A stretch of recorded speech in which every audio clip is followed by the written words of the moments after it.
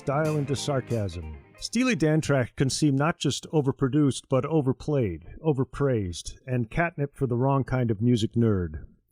Long before you dig into a 5-decade career with countless buried pearls, the band inspires way too many harangues about everything rock supposedly squelched. Instrumental pretension, phony intellectuals, and control-freak arrangers. Jazzers profess love for Dan tracks even if they hate rock. Rock partisans get swept up in Dan fever even if they hate jazz. Steely Dan records didn't just thread stylistic needles, they turned style into a sardonic target. Steely Dan's first top 10 hit, Do It Again, on 1972's debut, Can't Buy a Thrill, combined improvisation, rebel snarl, and pop economy for a kinky, distracted energy. From the outset, the Dan trumped ambitious brass heads like Blood, Sweat, and Tears, jazzers trying to rock, and Chicago, rockers aiming at jazz, to spring intricate relays of suspense and release, clench and relief. If jazz suffered the rock sin of too much respect, Steely Dan reframed the rock mainstream inside its own limitations, countering three-chord passion with street jargon and inverted sentimentality. Critics tweaked superlatives, radio gobbled it up, and the Dan's sheer fecundity of melodic hooks inspired sales, if not affection. Song narratives flummoxed, crackled, and burst. You could dislike a track while feeling pursued by its catchphrase. Never gonna do it without the fez on. No static at all. And you could have a change of heart. By the time Steely Dan's defining year of 1978 rolled around, they lobbed a title track onto that summer's lame youth exploitation flick, FM, casually tossing another conundrum onto the pile. It came out just as Steely Dan rounded a crucial curve, a dog-biting hand coda to Asia's triumph that straddled the twin virtues of aesthetic nerve and popular embrace. You couldn't make it through a single day without hearing one of those puzzling refrains. It's your favorite foreign movie. Drink Scotch whiskey all night long and die behind the wheel. She prays like a Roman with her eyes on fire. With the Rolling Stones tilting toward irrelevance, Jagger curdling into self-parody, and this concert monster Springsteen fella back-shifting into roots rock with Darkness on the Edge of Town, Steely Dan soared above rock's impending niche markets to invent another world all their own, some peculiar fourth dimension arising from rock, pop, and jazz, but beholden to none. Many of this era's tracks can still stop parties with partisan bickering. Does the magisterial sleaze of Hey 19 on 1980's Gaucho inspire or provoke, or both? Hindsight bids us to note how, by that point, even as punk youth upstaged the patronizing senioritis of Led Zeppelin, Elton John, and the Eagles, the Dan had already dodged rock's aging dilemma. With 7 piquant albums between 1972 and 1980, and all ears cued to rock's future, or who would be the next Beatles, Steely Dan adroitly changed the subject. Founding songwriters Donald Fagen and Walter Becker played numerous gigs in the late 1960s before landing on the writing staff at ABC Publishing, even scoring a hit for Barbra Streisand's 1971 album, Barbra Jones Streisand, with I Mean to Shine. Tailor-made for her ego, the song milked faux inspiration and belied everything they went on to do. ABC/Dunhill producer Gary Katz, the Mamas and the Papas, Steppenwolf, and Three Dog Night, signed them as a sturdy 5-piece with guitarists Denny Diaz and Jeff Skunk Baxter, but popularity brought leverage to compress the act into a vessel for Fagen-Becker material. Virtuoso players started rotating through with more fluidity than any band since the Byrds, and studio wizardry brought on the triumph of post-production. Invisible heroes ghosted on Dan records, studio giants with scant recognition outside lofty circles. Insiders gloated when they sussed out a soloist, session luminaries like drummer Steve Gadd and saxist Phil Wood. In a way that few other acts have managed, Steely Dan songs often upstaged even the crack performers who played on them, and they would throughout the coming 5 decades. And so an argument opened up between the material's heft and the frame's cool precision. Here, style conquered all. If you want people to argue about your aesthetic worth, make taste the issue. That's exactly where most worthwhile critical discussions take flight. Does anybody object to Jimi Hendrix's productions? Or quibble about how his cornball sci-fi lyrics have dated? Of course not. The primacy of his playing presides.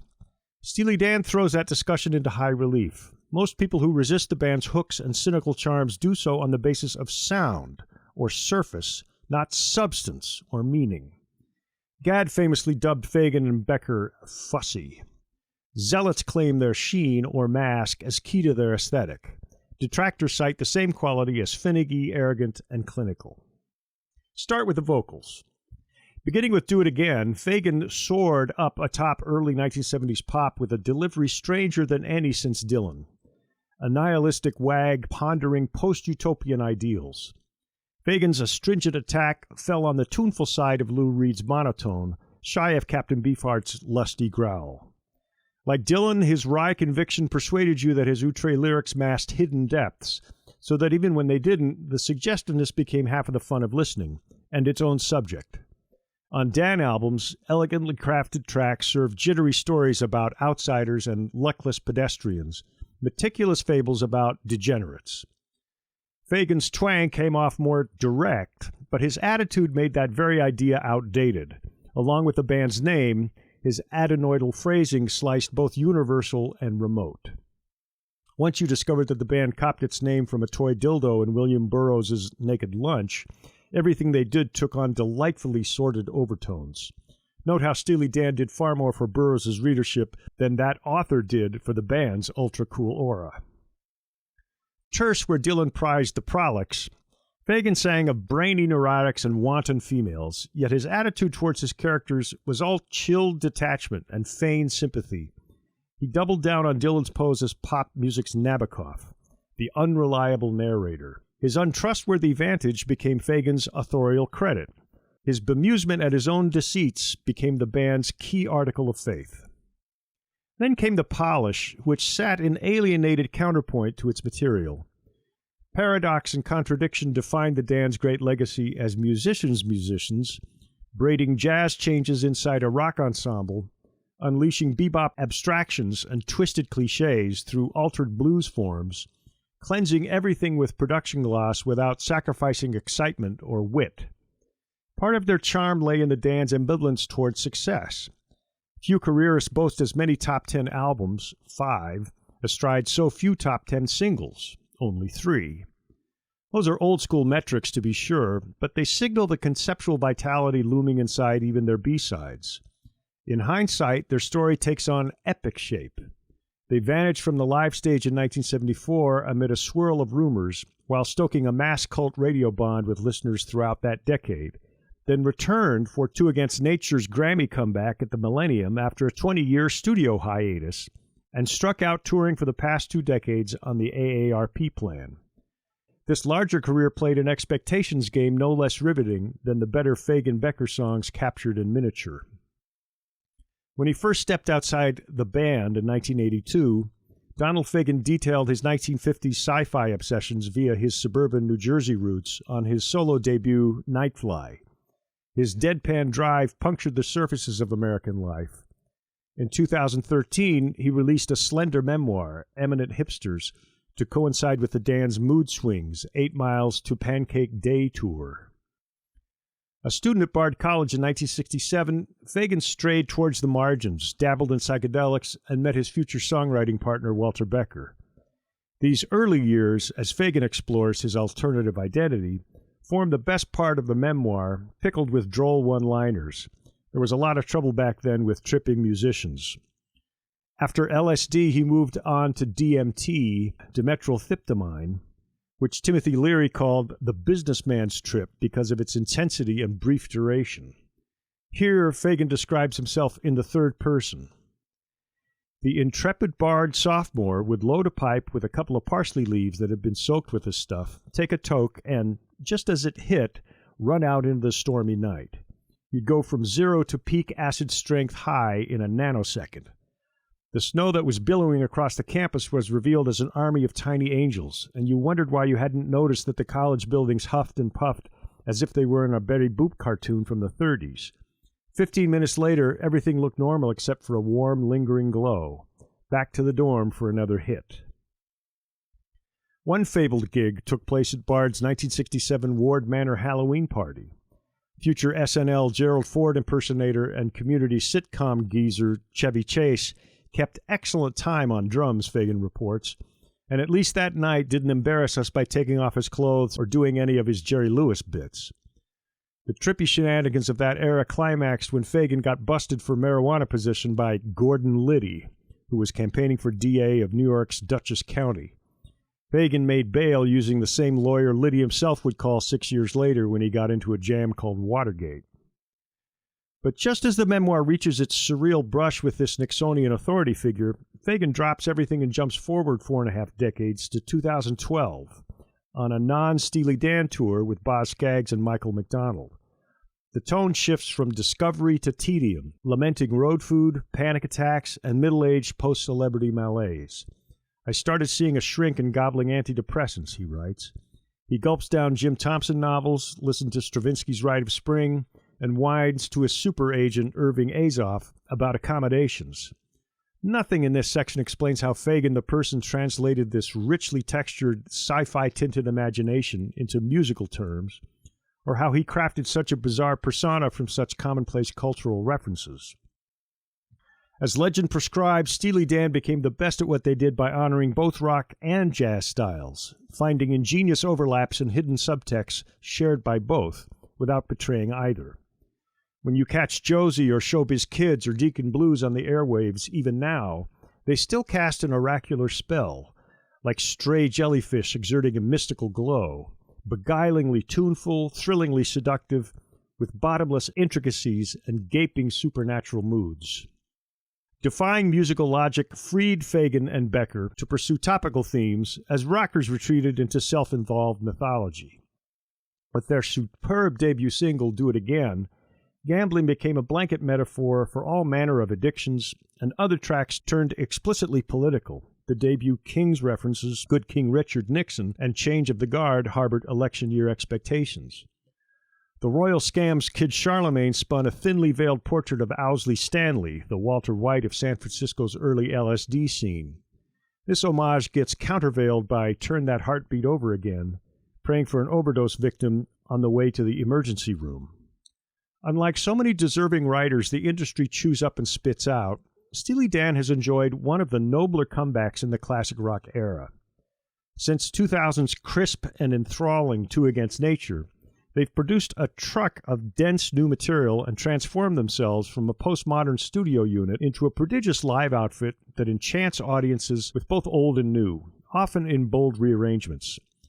Even Fagen's awkward reverse glamour translates as the geeked-out version of a Jewish Ray Charles, sitting at his Rhodes or honking his melodica from behind sunglasses, swaying his head to the same distant muse, pretending he has swing.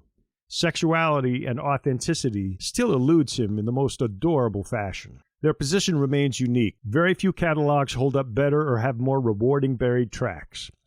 In aesthetic terms, the band's comeback rivals their original run. If 2003's Everything Must Go began to sound shop-worn, perhaps it's kinder to say that they idle at a nicer hum than most. A believer would argue that the proportion of great to weak smothers most other catalogs, notably Dylan, the Stones, and Springsteen. And that work is surrounded by solo efforts that confound the Fagen-Becker partnership. Becker has the dark horse mystique of a bassist who took up the guitar, the tempting solo on Black Friday, and kept his mouth decisively shut. But on 1994's 11 Tracks of Whack, he croons with sinuous banality. He sings the way some people yawn, with complete unself-consciousness and a vague sense that even the most commonplace detail harbors intrigue if presented obviously enough. The 2008 record, Circus Money, deploys a similar deadpan aplomb atop mystic slow-mo reggae. On many of these solo efforts, Fagen and Becker co-produce each other. For its final trick, Steely Dan holds court as one of today's great live acts. A recent sold-out string of 7 nights at the Beacon Theater on New York's Upper West Side often passed the 3-hour mark, much of it in bebop mode, ideas whirring faster than most can hear at any tempo. At 66, Fagen leads a band moored by the matchless drummer Keith Carlock, born in 1971. The crowd erupted for Bodhisattva, an abstract bluesy guitar boogie right alongside the slow-chugging Black Friday, and a completely reimagined Showbiz Kids. Question marks pushed up against lucidity, wheels turned inside interior wheels, and the cheers combined fond reminiscence with ongoing suspense. Sexual ambivalence held firm astride geeky stage presence. The conundrum lies not in how contemporary a lot of Dan remains, but in how much corny nostalgia they avoid after nearly 5 decades. The surface of American life has changed ineluctably since thought bombs like Showbiz Kids and Pretzel Logic first appeared, but somehow the essence of Steely Dan's cultural critique holds. Geeks still swoon to soloists and precision drill arrangements, an embarrassment of pop hooks still buoys casual fans, and the masses still yawn at how much doctored-up hooch can beguile the best and brightest. As young men, they seemed wise beyond their years. As balding vets, they've forgotten everything worth forgetting. Yeah, yeah, yeah, yeah.